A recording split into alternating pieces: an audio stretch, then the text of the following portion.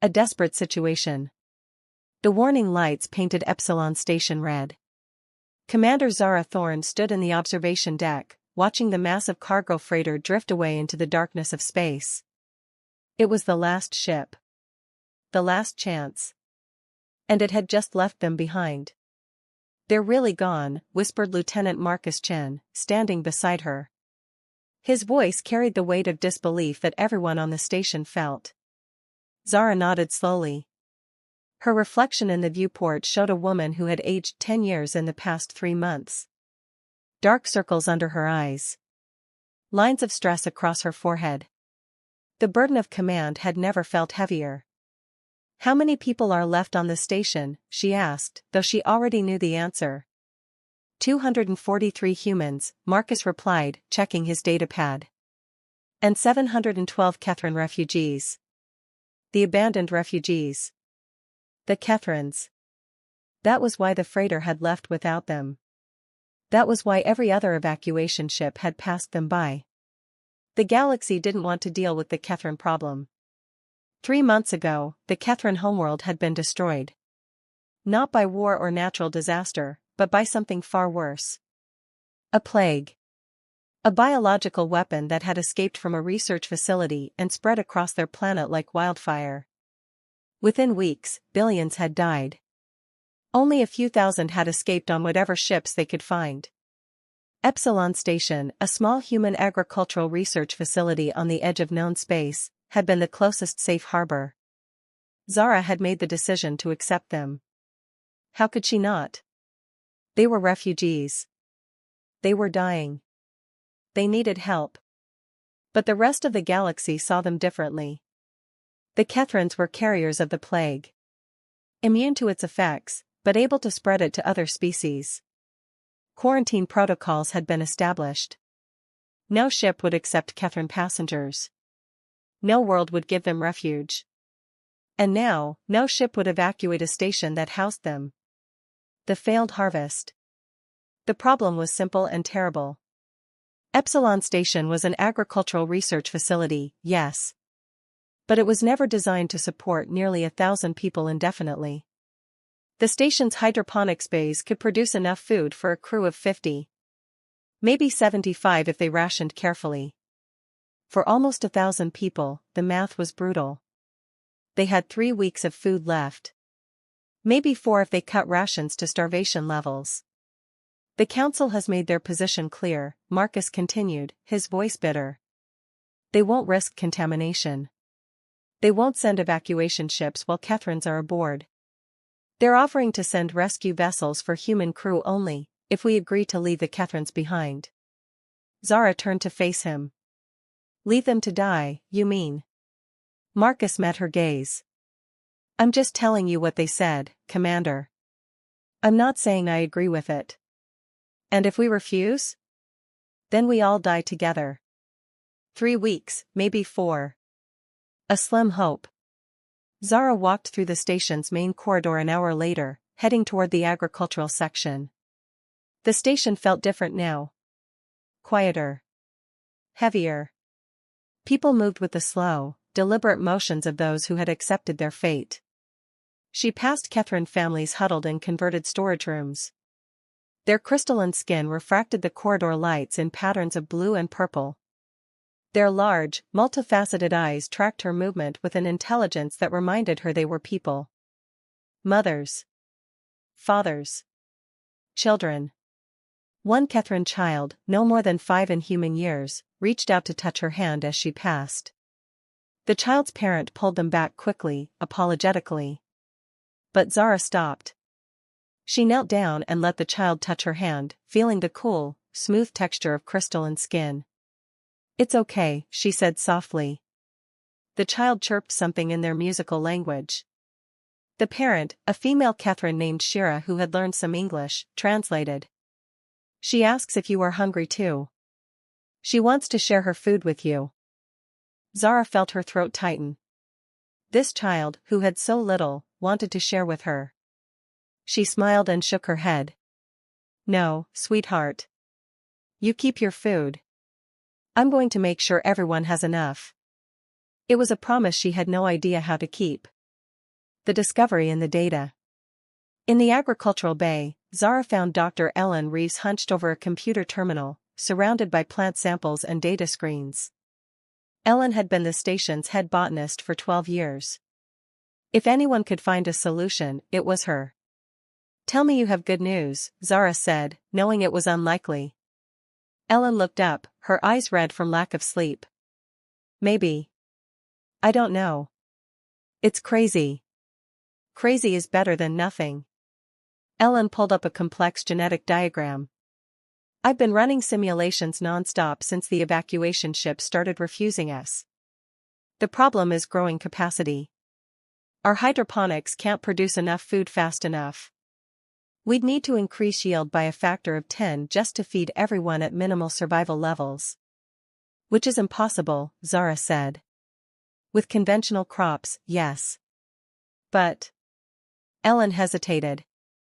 "There's something in the old research archives.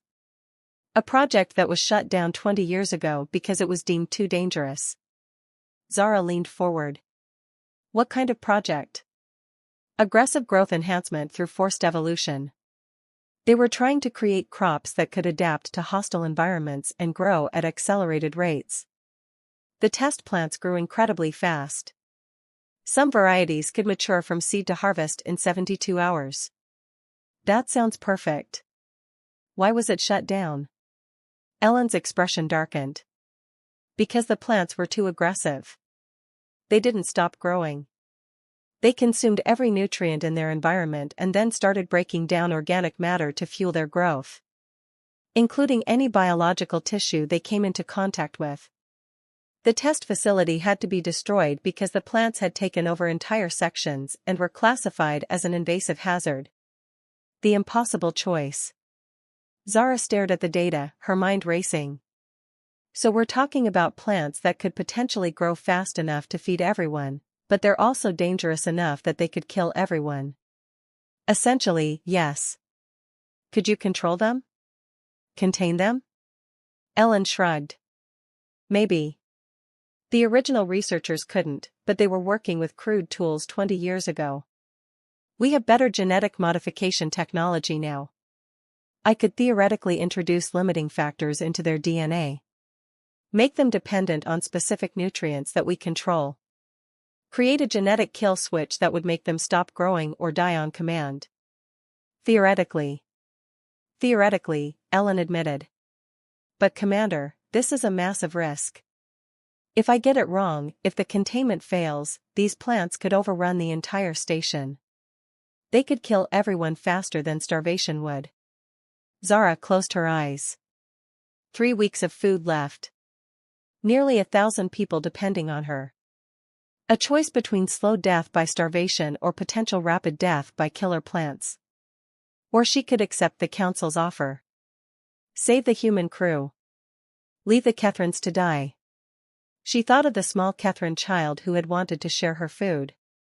She thought of Shira and hundreds of other families who had lost everything and were now facing abandonment by the very people who had promised them shelter. "Do it," Zara said, opening her eyes. "Start the project. We're going to feed everyone or die trying." Ellen stared at her. "Are you sure?" "No," Zara admitted. "But I'm not leaving those people behind. Humanity is supposed to be better than that. If we have to risk everything to prove it, then that's what we'll do." Preparing for the gamble. Over the next 12 hours, Zara assembled a team. Ellen would lead the genetic modification work. Marcus would handle security and containment protocols. Dr. James Park, their medical officer, would prepare emergency procedures in case anyone came into contact with the plants. They cleared out Agricultural Bay 3, the largest growing space on the station. They installed additional monitoring equipment, reinforced the seals on all access points, and set up emergency sterilization systems that could flood the entire bay with radiation if things went wrong. Zara called a station-wide meeting to explain the plan. She stood before the assembled humans and Catherines, feeling the weight of their hopes and fears. "I won't lie to you," she began, her voice echoing through the common area. "What we're about to do is dangerous. We're going to attempt to grow experimental crops that were banned 20 years ago because they were considered too hazardous. If we succeed, we'll have enough food to sustain everyone on this station indefinitely. If we fail..." She let the sentence hang. Everyone understood the stakes. A human engineer named Robert stood up. "Commander, the council offered to evacuate the human crew. Why are we risking all of our lives?"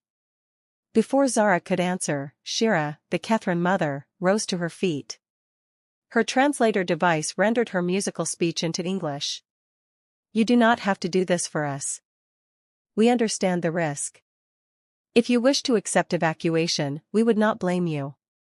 You have already shown us more kindness than we dared hope for." Zara looked at Shira, then at Robert, then at the faces of everyone gathered. "Because that's not who we are," she said firmly. "Humanity didn't become a spacefaring species by abandoning people in need. We didn't build a civilization among the stars by choosing the easy path.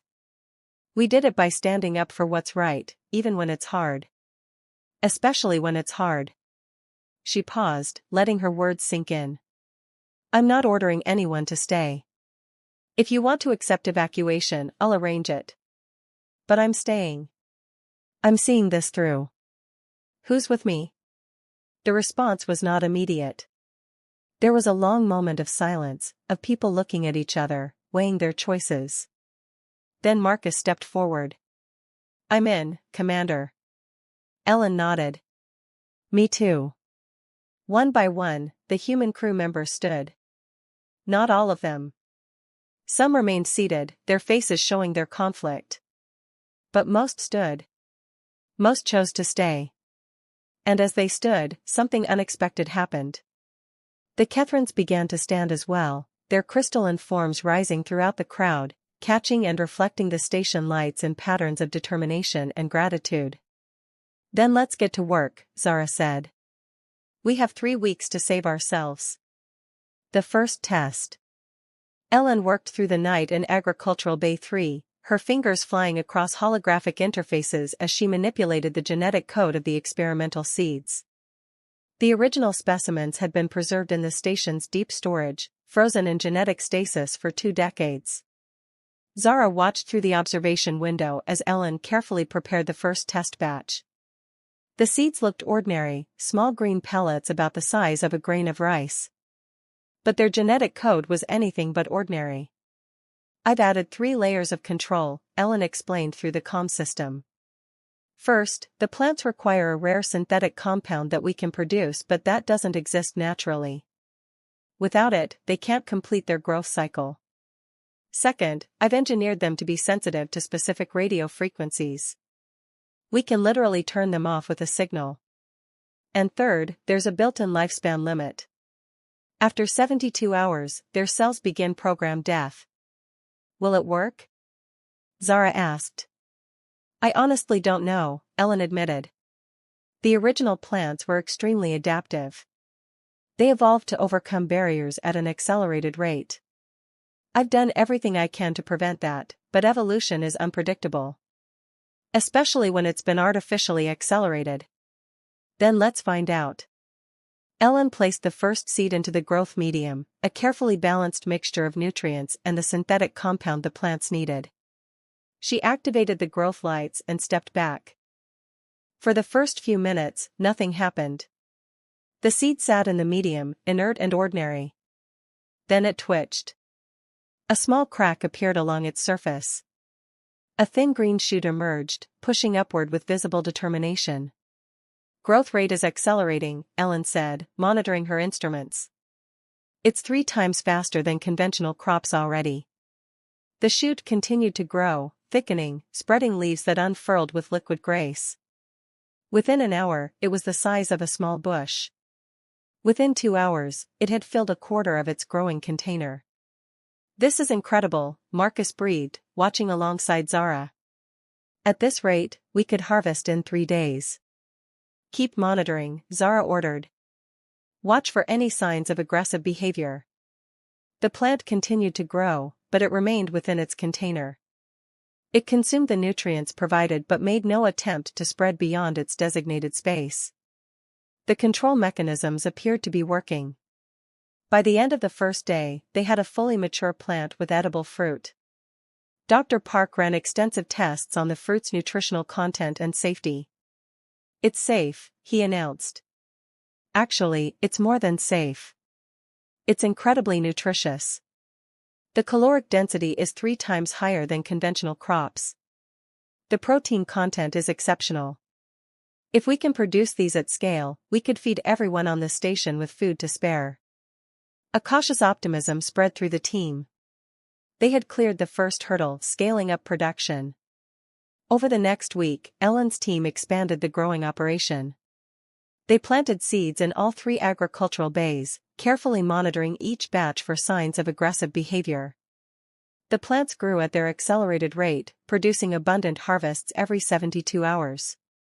The station's food situation transformed almost overnight. Rations increased. People who had been slowly starving began to recover their strength. The Kethran children, who had been suffering the most from malnutrition, began to show signs of health. "It's working," Marcus reported during a command meeting on day 8. "We're not just surviving anymore. We're actually thriving. At this production rate, we could sustain twice our current population indefinitely." Zara allowed herself a small smile. "Then maybe we found our miracle." But miracles, she was about to learn, often came with a price. The first warning signs. On day 10, Ellen noticed something unusual in Agricultural Bay 2. One of the plants had grown slightly larger than the others. Not significantly, just a few centimeters taller, a bit more robust. "Probably just natural variation," she told her assistant, making a note in her log. "Keep an eye on it."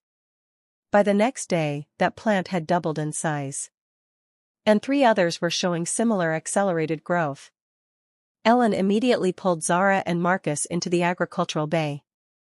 "We have a problem," she said, pointing to the oversized plants. "They're evolving faster than I anticipated. They're overcoming the growth limiters." Zara studied the plants carefully. They looked healthy, almost too healthy. Their leaves were broader, their stems thicker, their root systems more extensive. "Are they dangerous?" "Not yet," Ellen said. "But if they continue to evolve at this rate, they could overcome all our control mechanisms. We might need to destroy this batch and start over with more aggressive limiters."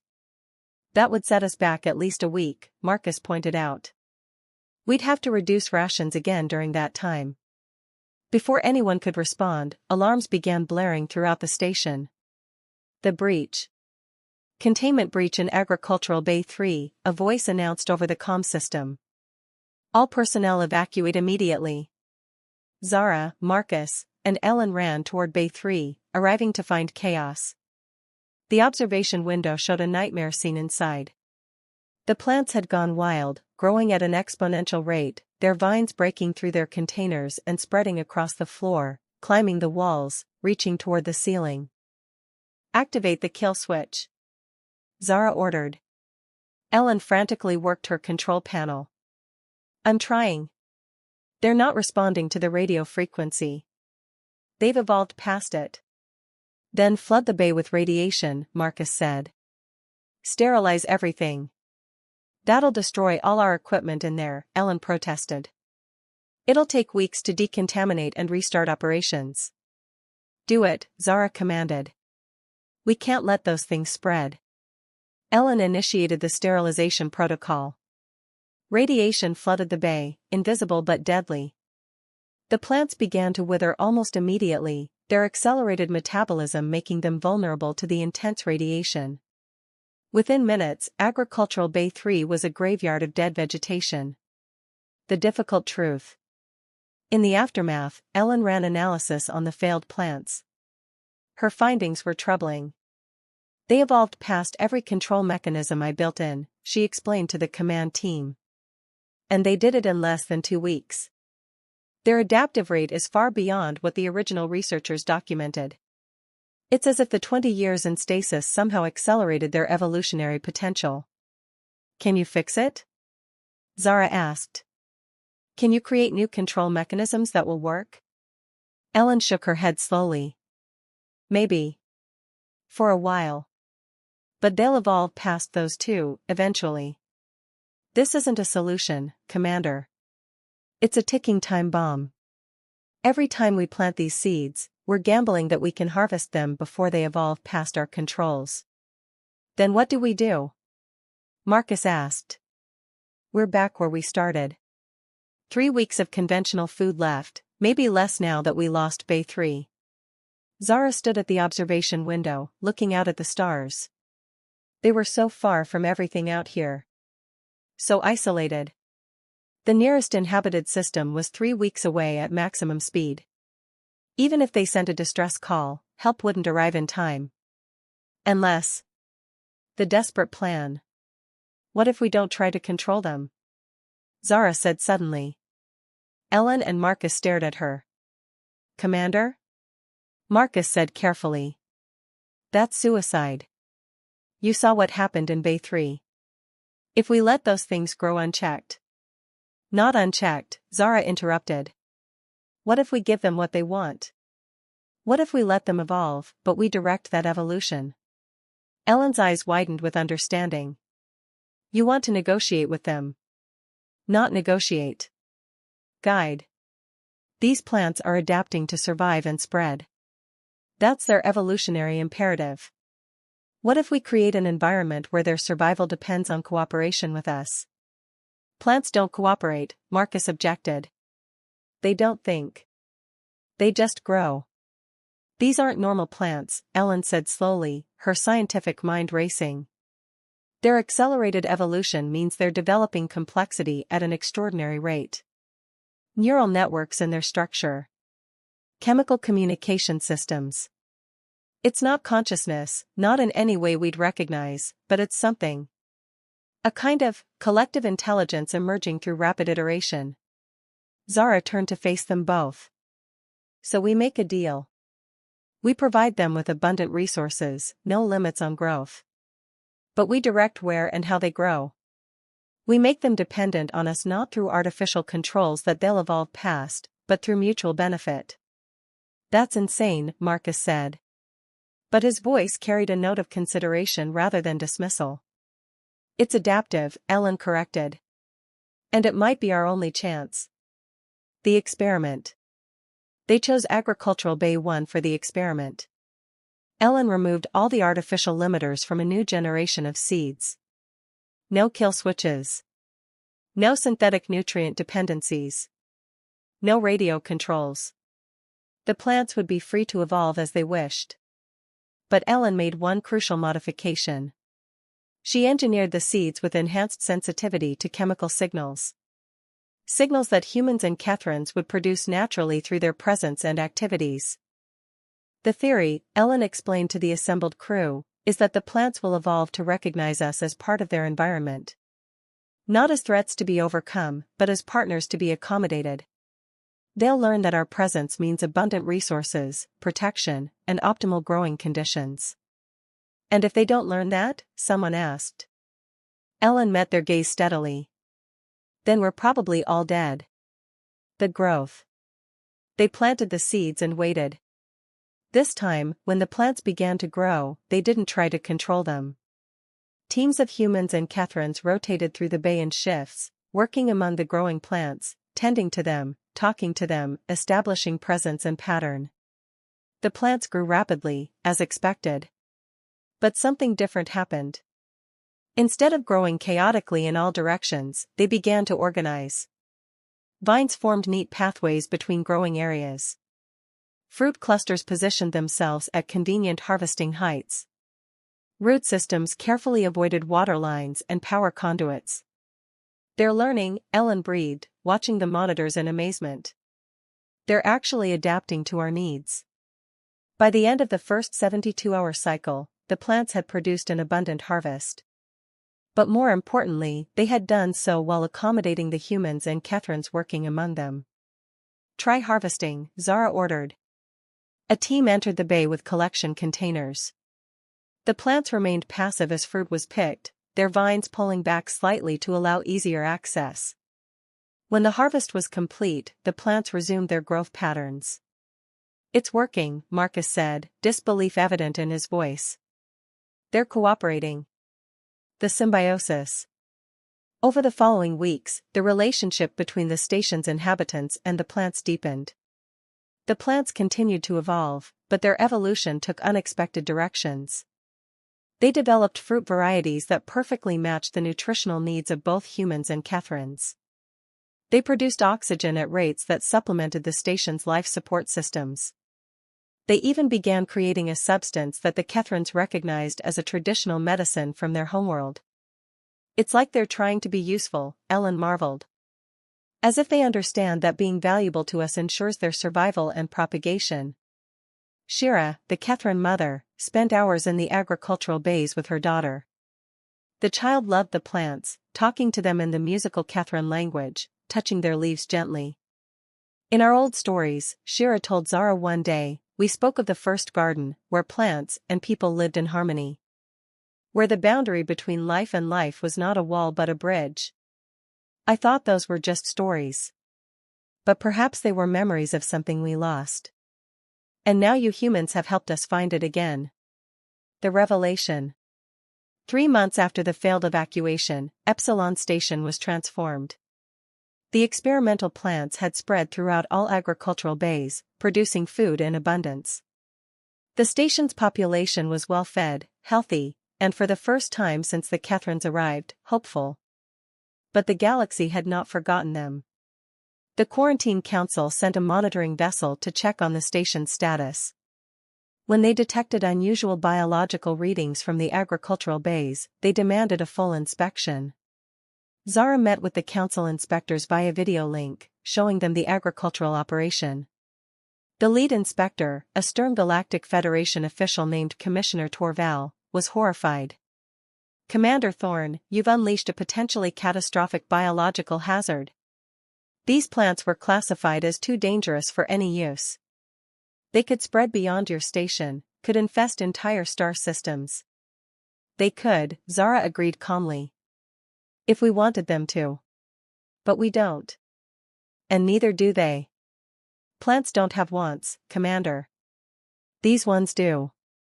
Or at least, they have evolutionary preferences that look a lot like wants. They've evolved to be symbiotic with us. They need us as much as we need them. That's not possible, Torval insisted. Come see for yourself, Zara challenged. Send inspectors. See how we live. See how the plants behave. Judge for yourselves whether this is a threat or a breakthrough. The inspection. A week later, a Federation inspection team arrived at Epsilon Station.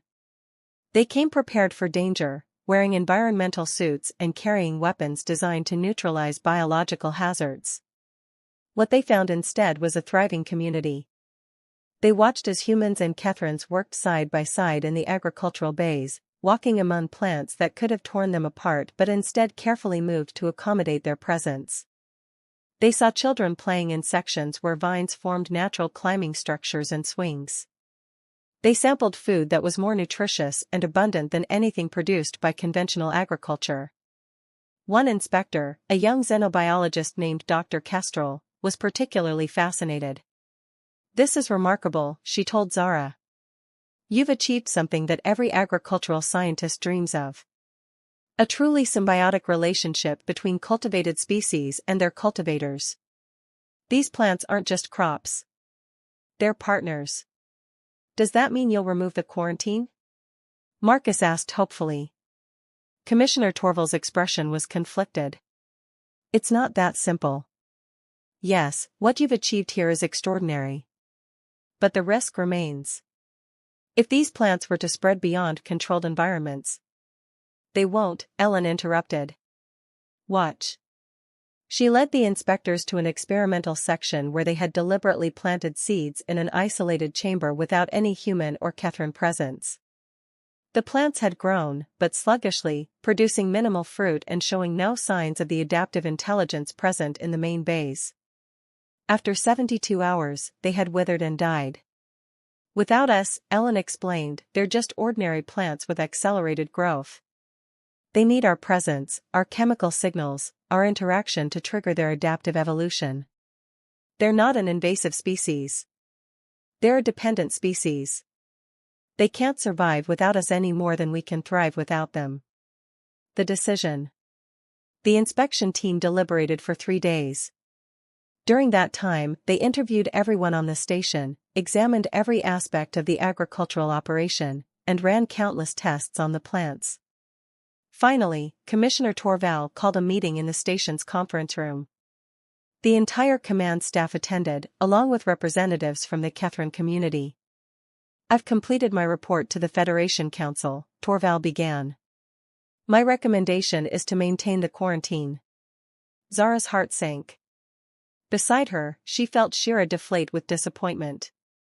But Torval wasn't finished. However, I'm recommending a change in classification. Epsilon Station is no longer a quarantine zone. It's a research facility. A special agricultural development project under Federation protection. You'll remain isolated, but not abandoned. We'll provide supplies, equipment, and support. And we'll send researchers to study what you've achieved here. What about evacuation? Marcus asked. What about the people who want to leave? Any human crew member who wishes to depart may do so, Torval said. But they'll have to undergo a full quarantine screening first, to ensure they're not carrying any spores or seeds. As for the Kethrans. He paused, looking directly at Shira. The Federation Council has agreed to establish a colony world for Kethran survivors. It will take time, perhaps years, to terraform and prepare. But you will have a new home. Tears glistened in Shira's crystalline eyes. Thank you, she whispered. Thank you for seeing us as people. The legacy. In the months and years that followed, Epsilon Station became legendary.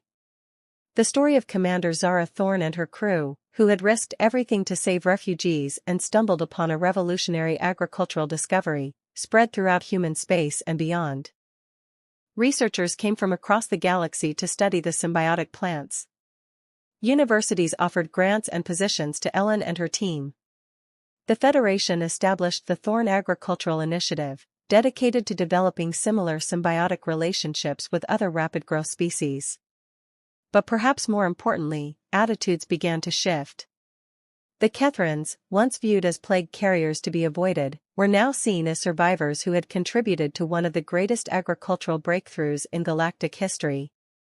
Other species began to question their own prejudices, their own quick judgments about refugees and outsiders.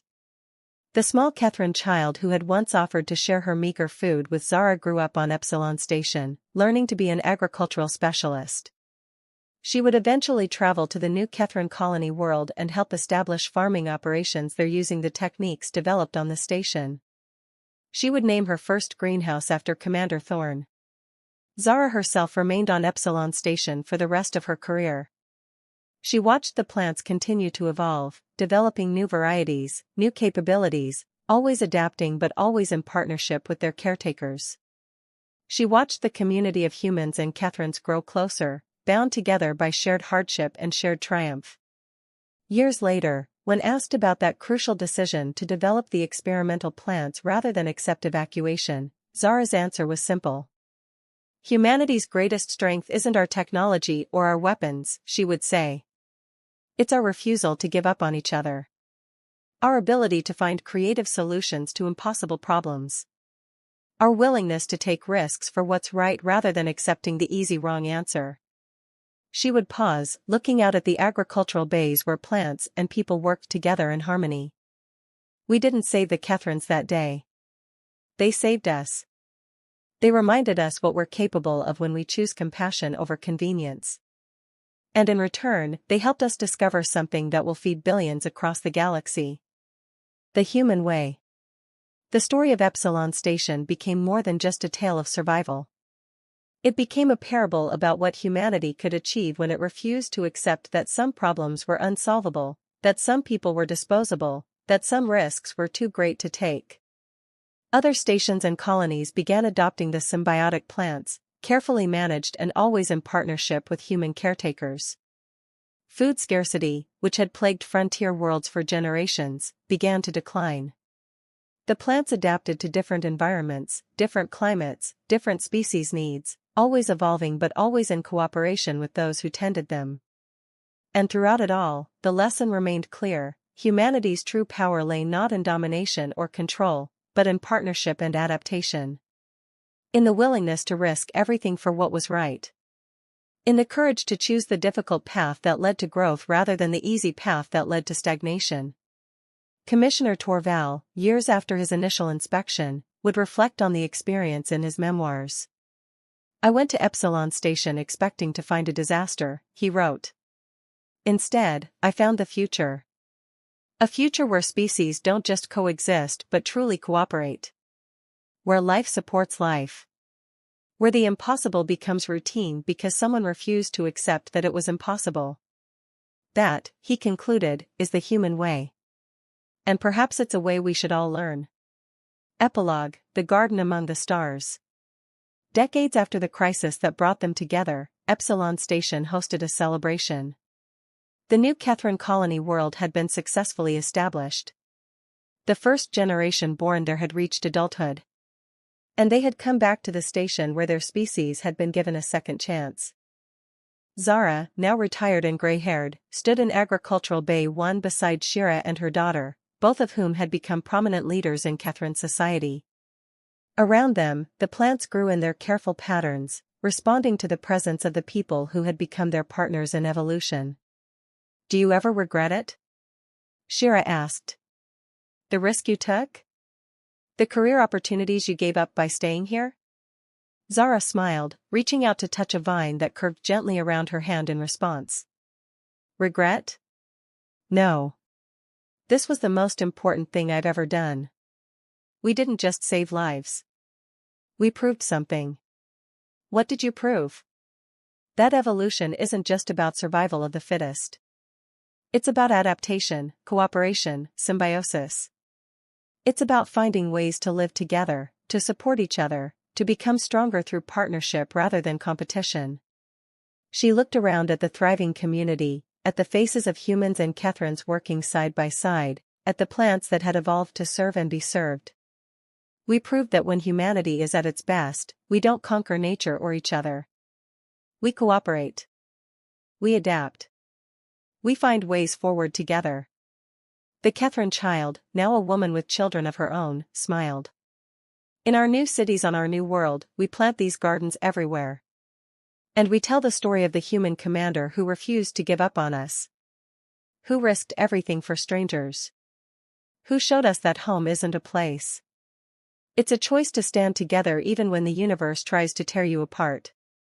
As the celebration continued around them, Zara stood among the plants that had saved them all, feeling the gentle touch of vines that recognized her, that had evolved specifically to accommodate her presence. She thought about that desperate moment when she had made the choice to develop the experimental plants, to risk everything on an impossible gamble. It had worked. Not because humans were stronger or smarter than other species, but because they had been willing to try something different. Willing to partner instead of control. Willing to adapt instead of dominate. That was the real human advantage. Not technology. Not firepower. But the fundamental belief that no problem was too large, no situation too desperate, as long as you refused to give up on finding a better way. And in the end, that stubborn, determined optimism had not just saved 1,000 lives. It had changed the galaxy. The plants rustled around her, their leaves catching the artificial sunlight, and Zara smiled. This was her garden now. Her legacy. A small station on the edge of space where humanity had proven what it could become. A partner to life itself.